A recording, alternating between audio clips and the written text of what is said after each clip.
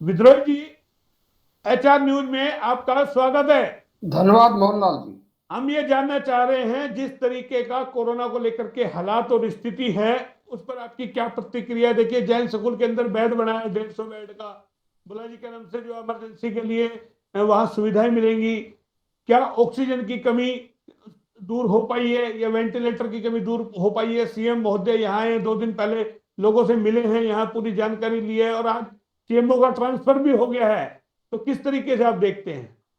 देखिए, मुख्यमंत्री जी आए तो आशा जगी थी कि कोरोना व्यवस्थाओं में सुधार होगा, परंतु जो मुझे आंतरिक जानकारी मिली थी उसमें मुख्यमंत्री जी के सामने यहाँ के अधिकारियों ने कोई मांगे रखी ही नहीं और न ही पूरा व्यवस्थाओं का विवरण दिया। सब कुछ चंगासी भाव बताकर मुख्यमंत्री जी को खुश होकर करके भेज दिया। वेंटिलेटर की मांग स्थानीय विधायक ने की थी जी। पर सबसे बड़ा सवाल तो यह है कि रेवाड़ी में पहले भी सिविल अस्पताल में 3 वेंटिलेटर थे। जब वो ही फंक्शनल नहीं थे तो अब ये लोग 5 वेंटिलेटर मेडिकल कॉलेज नल्लड़ मेवात से लाए हैं। जी। और दुर्भाग्य का विषय है कि मेवात में जब ये वेंटिलेटर लाए गए तो मेवात के लोगों ने भारी विरोध किया, जी। पत्थरबाजी हुई, पुलिस गोलियां चली। जब आप एक इलाके की चीज जबरदस्ती छीन कर दूसरे इलाके में भेजोगे तो वो व्यवस्थाओं में सुधार नहीं कहलाता, वो ये कहता है लिपापोती, इधर की बात उधर करना। नहीं, सवाल ये है कि वो 5 ही वेंटिलेटर है, नए नहीं खरीदे जा सकते थे क्या? हाँ, मैं इतना यही फंड तो कह आया है रहा हूं ना कि सरकार, इतना रेवेन्यू सरकार ने। नल्लड़ नल्लड़ मेडिकल कॉलेज के खुद के 90 वेंटिलेटर हैं, मेडिकल कॉलेज के हैं वो। जी। और इन्होंने कहा कि मेडिकल कॉलेज में मुख्यमंत्री जी जैसा कह रहे हैं कि 34 वेंटिलेटर फंक्शनल है, हम 50 फंक्शनल करवाना चाहते हैं और 40 फालतू थे इसलिए हम ले आए। ये मुख्यमंत्री जी का तर्क है। जबकि मेवात का जो हमारे कांग्रेस के विधायक हैं आफ्ताब जी, जी। उनका और मेवात के लोगों का तर्क यह है कि हमारे यहाँ जरूरत थी, हमारी व्यवस्थाओं को जबरदस्ती छीन कर ये ले जा रहे हैं। मुख्यमंत्री का रेवाड़ी को वेंटिलेटर को देना तब होता जब वो खरीद कर देते, चाहे तो सीएम फंड से देते, चाहे पीएम केयर फंड से दिलवाते या हरियाणा के स्वास्थ्य सेवाओं से दिलवाते। एक जिले को दूसरे जिले से या दूसरे मेडिकल कॉलेज से छीन कर वेंटिलेटर देना मेरी नजरों में क्रूरता और असंवेदनशीलता है, जहां तक मेरा सोच है। आपकी बात सुनी हमने, लेकिन एक सवाल ये उठता है ना, आप लोग खाली बयानबाजी करते हो, कैमरे पे बाहर आप निकलते नहीं हो। कल देखिए, बीजेपी ने देखे बंगाल में राष्ट्रपति शासन लगाने की मांग को लेकर के धरना प्रदर्शन किया। तब आप मोहनलाल बोलते जी, नहीं, आप मोहनलाल जी, प्रदर्शन क्यों नहीं करते? उन मोहनलाल जी, चीजों पे क्यों नहीं चलते? मोहनलाल हम जी, कहते हैं, मैंने वो कहते हैं हमें देखिए, हम कितनी दिन रात मेहनत करते हैं जनता के लिए। कोई मेहनत नहीं करते, नोटंकी करते हैं। मैंने आज ही मांग की है कि जी। कोविड कोविड प्रोटोकॉल और धारा 144 को तोड़कर जितने भी हरियाणा के अंदर भाजपा ने धरने प्रदर्शन किए हैं, अगर मुख्यमंत्री का नियम कानून कायदों और संविधान में जरा भी आस्था है तो इनके खिलाफ एफआईआर दर्ज होनी चाहिए। क्या भाजपा के नेता नियम कानून कायदों से ऊपर हैं? एक तरफ आप ये कहते हैं कि नियम कानून कायदों का पालन करो, कोविड प्रोटोकॉल का पालन करो, पर सत्तारूढ़ दल कहता है हम पालन नहीं करेंगे। तो मैं एक बड़ा सवाल मैं आम एक बड़ा जनता तो सवाल कर रही है ना। आप बीच में मत बोलिए, मैं एक बड़ा सवाल पूछना चाहता हूं, फिर आम जन कोविड प्रोटोकॉल का क्यों पालन करेगा? अरे इस देश में इसीलिए तो कोरोना फैला है। एक तरफ मोदी जी कहते थे 2 गज की दूरी रखो, भीड़ इकट्ठी मत करो, और खुद जाकर 5 राज्यों में भीड़ इकट्ठी कर रहे थे। लोग क्या कह रहे थे कि जब प्रधानमंत्री लाखों की भीड़, हजारों की भीड़ इकट्ठी करता है तो कोरोना नहीं फैलता, और यदि हम बाजार में इकट्ठे हो जाते हैं, शादी में इकट्ठे हो जाते हैं, किसी सामाजिक कार्यक्रम में इकट्ठे हो जाते हैं तो कोरोना फैलेगा, इसलिए हम नहीं मानेंगे। जब जो राष्ट्रीय स्तर और प्रांतीय स्तर का शीर्ष नेतृत्व होता है, जब वही सरकार के लोग ही, मंत्री, एमपी, एमएलए ही अगर कोविड प्रोटोकॉल को तोड़ेंगे तो फिर कोविड संक्रमण रुकेगा कैसे?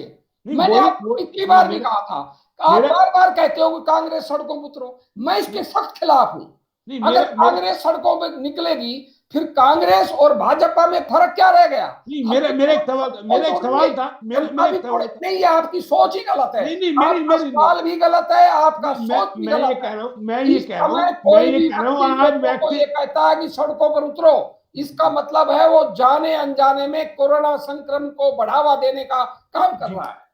नहीं, वही मैं कह रहा हूँ, आज वैक्सीनेशन हो रहा है। और अभी अभी हमारे साथ आपसे पहले वार्ड 26 की पार्षद थी मोनिका यादव, उन्होंने कुछ तस्वीरें भेजी है। हालांकि वो खुद कोरोना पॉजिटिव है, पूरी फैमिली, लेकिन फिर भी वो जागरूक पार्षद की वजह से उन्होंने भाड़ावास की इसकी रामपुरा पीएससी की उन्होंने कुछ हमें के तस्वीरें भेजी है।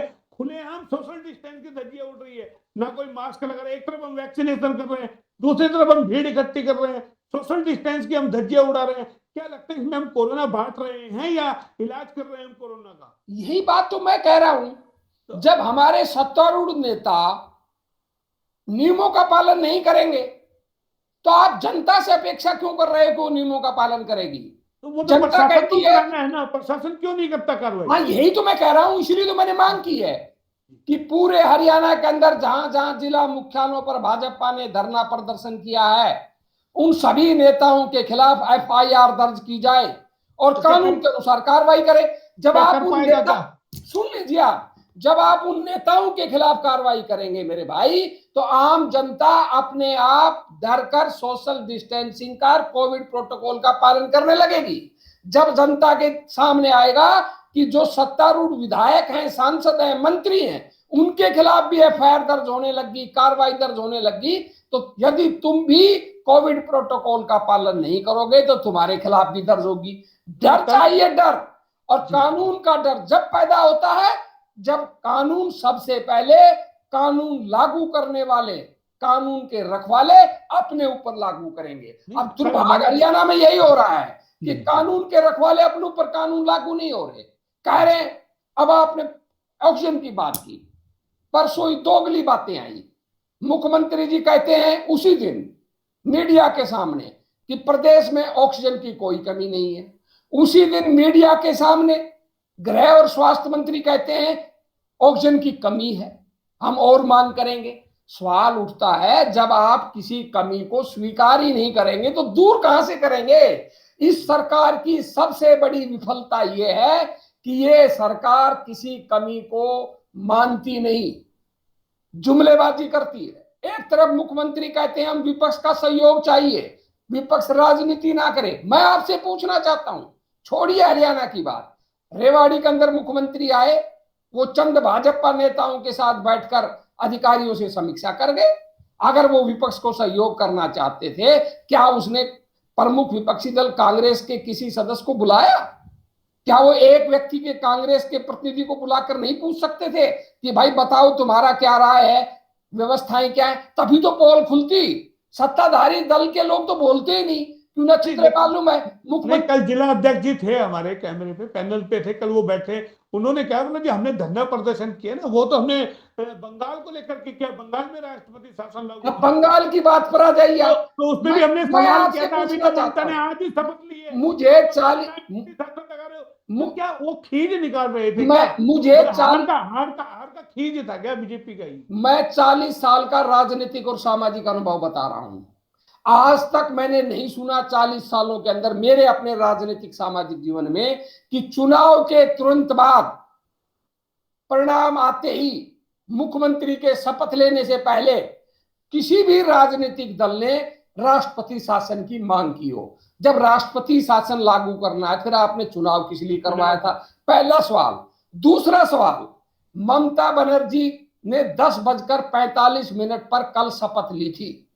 कानूनन कल 10:44 सुबह तक आदर्श आचार चुनाव संहिता लागू थी, और जब आदर्श आचार चुनाव संहिता लागू थी तो सारी व्यवस्था की जवाबदेही और जिम्मेदारी चुनाव आयोग की थी। दूसरी बात, हजारों की संख्या में सुरक्षा बल बंगाल के अंदर मौजूद है, और वो सुरक्षा बल सीधा गृह मंत्री अमित शाह जी से आदेश लेता है।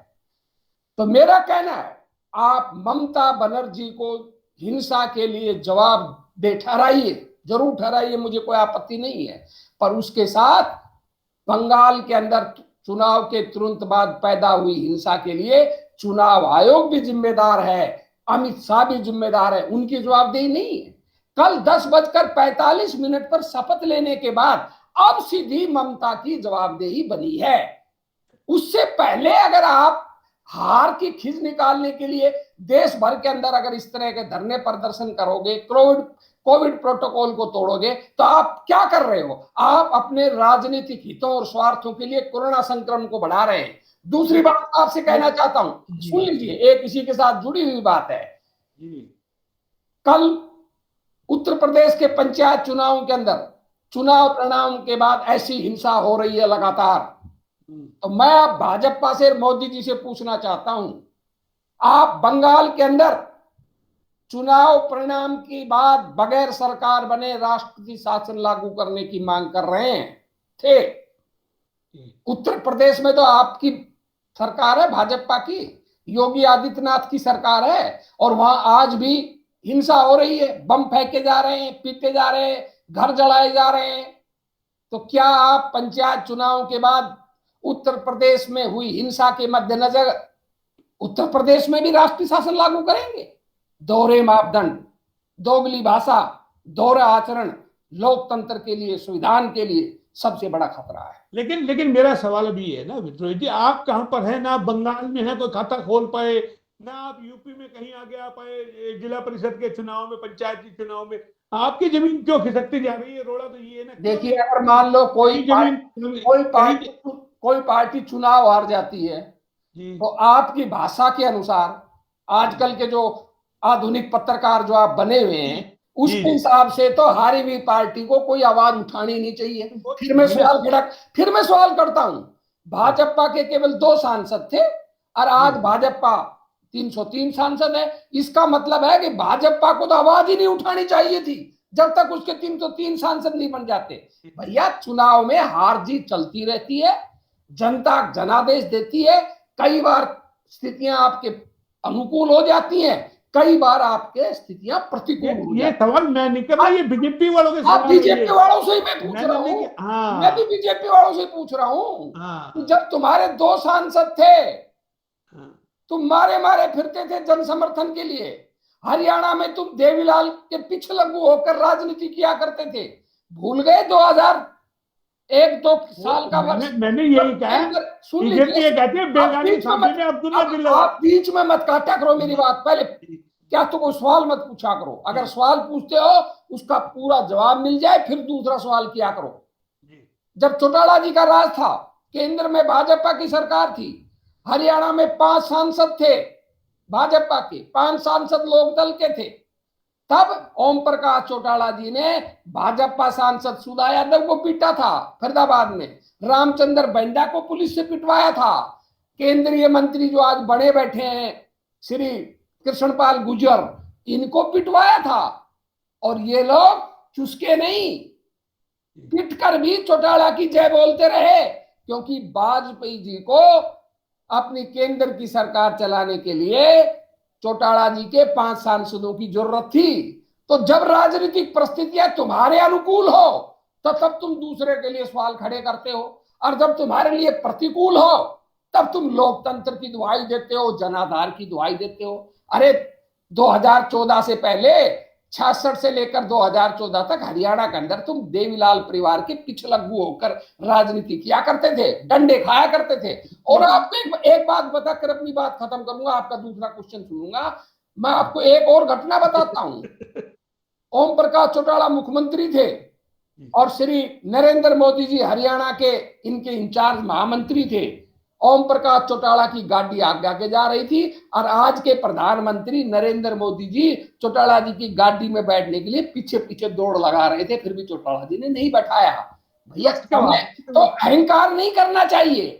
मेरा ये घटना बताने का अर्थ में मोदी जी की कोई निंदा नहीं कर रहा, मैं उनका कद छोटा नहीं कर रहा, मैं केवल इतनी बात कह रहा हूं कि सत्ता का अहंकार नहीं करना चाहिए और हारे हुए व्यक्ति से कभी ये नहीं करना चाहिए तुम हार गए इसलिए तुम्हें क्वेश्चन करने का अधिकार नहीं है। नहीं, मैं नहीं कह रहा, ये बीजेपी वाले कहते हैं गलत कह रही है। कांग्रेस बेगानी साथी में अब्दुल्ला दीवाना वाली बोले अपनी हार नहीं देख रहे, बोले दूसरे की हम हारे, तो हम हारे, मतलब अपना मंथन नहीं करते कि हम क्यों कर हम लेंगे, ये अपनी जमीन तैयार नहीं करते। बीजेपी को तो खुश होना चाहिए कि भाई देश में दो ही वो तो राजनीतिक, कह रहे वो तो कह रहे 3 से हम जो है 76 में पहुंच गए हैं। हाँ वो ठीक कह रहे हैं, बीजेपी हाँ खुश होना चाहिए कि देश में हाँ दो राजनीतिक दल हैं, कांग्रेस और जी बीजेपी। जी कांग्रेस फेल हो रही है, तुम क्यों चिंता हाँ कर रहे हो? तो हाँ जितनी कांग्रेस फेल होगी, बीजेपी को तो फायदा है, तो चलिए बीजेपी क्यों रो रही है? बीजेपी चलिए रो अब ये क्यों तो रही है? ये तो अरे राजनीति बात भैया, से हट करके मैं आपको बताता हूं क्यों रो रही है। जी जी बीजेपी इसलिए रो रही है कि हमने अप्रत्यक्ष रूप से बंगाल के अंदर ममता बनर्जी का समर्थन कर दिया। जो तो आखिरी के 4 चुनाव के चरण थे, हम जी चुपचाप हट गए ताकि जी बीजेपी जीते को ना और ममता के रास्ते में कोई रोड़ा न अटकाए। तो तो, बीजेपी इसलिए परेशान है तो कि ये अब कांग्रेसी जिस तरह दिल्ली के अंदर इन्होंने मैदान छोड़ा था केजरीवाल के लिए 2017 के लोकसभा विधानसभा चुनाव में, उसी तरह इन्होंने 2021 के बंगाल विधानसभा चुनाव में ममता के लिए खुला मैदान क्यों छोड़ दिया और हमारी पकी पकाई खीर में कंकर क्यों डाल दिए, उनका ये है। अच्छा अच्छा अच्छा ममता आ गई है पूर्ण। अब तीसरे मोर्चे में ममता एक केंद्र की राजनीति के लिए प्रधानमंत्री पद के दावेदार के लिए आप मानते हो? देखिए, जो लोग क्षेत्रीय दल के व्यक्ति को प्रधानमंत्री पद का दावा कर रहे हैं, वो एक क्या तो वो भाजपा के एजेंट हैं जो मोदी का महिमा मंडन करना चाहते हैं, या जिनको राजनीति का ज्ञान नहीं। एक प्रांत का मुख्यमंत्री, उसकी अपील क्षेत्रीय दल के नेता अपने प्रांत तक सीमित होती नहीं है। राजनीतिक सुन वर्चस्व को लीजिए ना, देखिए हाँ मैं बता रहा, कैसे मैं उसी आप मैं फिर आपसे कह रहा हूं, आप पहले अपनी आदत सुधारिए, क्वेश्चन कीजिए, उसका पूरा उत्तर सुनिए, फिर उसमें से सवाल पूछिए।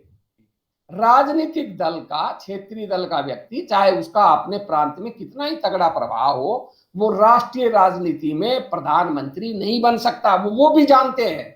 केजरीवाल जीता 2017 में, किसी मीडिया ने कहा कि मैं 19 के लिए वो प्रधानमंत्री पद का उम्मीदवार होगा।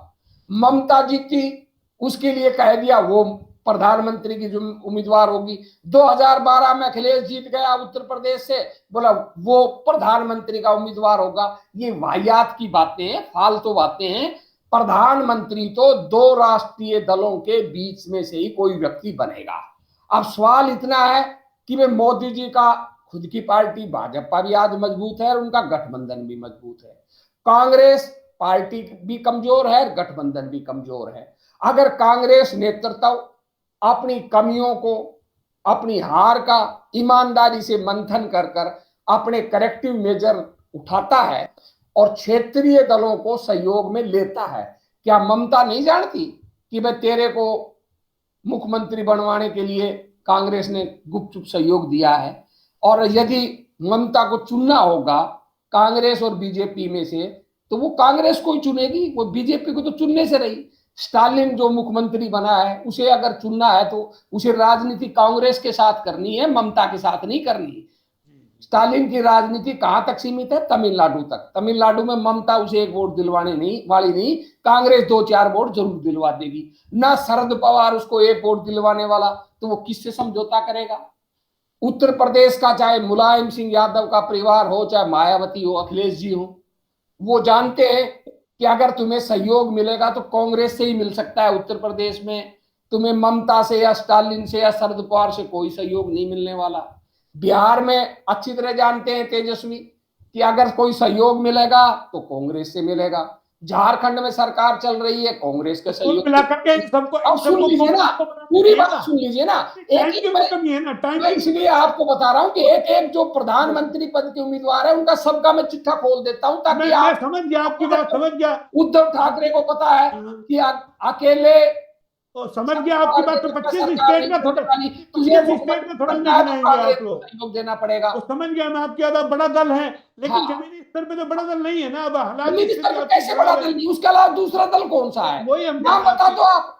मैं कह रहा हूं जैसा भी है। भाई भाई बात ये ना, बीजेपी को टक्कर कौन दे पा रहा है? मैं आपसे कह रहा हूं कि कांग्रेस के अलावा बीजेपी को टक्कर देने वाले दल का नाम बता दो आप मुझे। जी अभी तक ना तो उन्होंने दिया ना। तो जिसका कांग्रेस के अलावा एक प्रांत से बाहर अभी किसी का कोई प्रभाव हो, वो ठीक है, टीएमसी ने भी दिया मैंने ना। आपसे कहा कि टीएमसी ने कमजोर है। बंगाल में देखिए कितनी बुरी कर दी बीजेपी के क्या साथ। हो गया? बंगाल से बाहर, आम बंगाल से बाहर क्या होगा?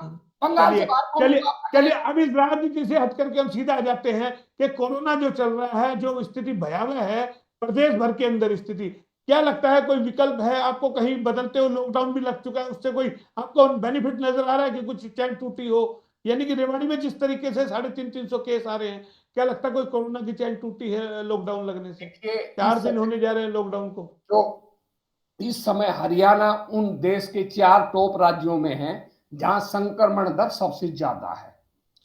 और ये तो जब हालत है, लगभग 55,000 जो टेस्ट हुए हैं उनकी रिपोर्ट ही नहीं आई है। उनकी रिपोर्ट आ जाएगी तो हरियाणा में और विस्फोट होगा। इसलिए सरकार ने नीति बना रखी है, पुरानी रिपोर्ट दो मत, उनके रिजल्ट नए रिपोर्ट, नए क्या कहते हैं, टेस्टिंग करो मत, ताकि स्थितियां लगे कि ठीक हैं। हरियाणा में बहुत तेजी से फैल रहा है और दुर्भाग्य का विषय यह है कि ये कोरोना संक्रमण अब गांव तक फैल गया और गांवों में कोरोना संक्रमण का फैलना भारी चिंता का विषय है। लेकिन एक और विद्रोही जी, आज सिविल सर्जन का तबादला भी यहाँ से हुआ है। बाद में करना भाई साहब, बिजी हूँ। सिविल सर्जन का तबादला भी हुआ है आज हाँ सरकार में। हाँ जी, जो विराट में जो वाकया हुआ था वो तो होना ही था, वो तो होना ही था कि विराट हॉस्पिटल में जो घटना चक्कर हुआ है वो तो जानबूझकर नालायकी थी। जब ऑक्सीजन मौजूद थी और फिर भी ऑक्सीजन नहीं दी गई, अगर ऐसे अधिकारी पर सरकार तबादला नहीं करती, तबादला तो क्या किया है, लिपापोती की है, उनको सीएमओ से हटाकर यहाँ पीएमओ लगा दिया। वो सीएमए के इक्विवेलेंट पोस्ट होती है जी। तो चलिए, आप हमारे साथ जुड़े, बहुत बहुत धन्यवाद, क्योंकि टाइम अपर हो रहा है। बहुत और बहुत फिर आएंगे आपके पास किसी नए टॉपिक से। बहुत तब तक बहुत के लिए नमस्कार।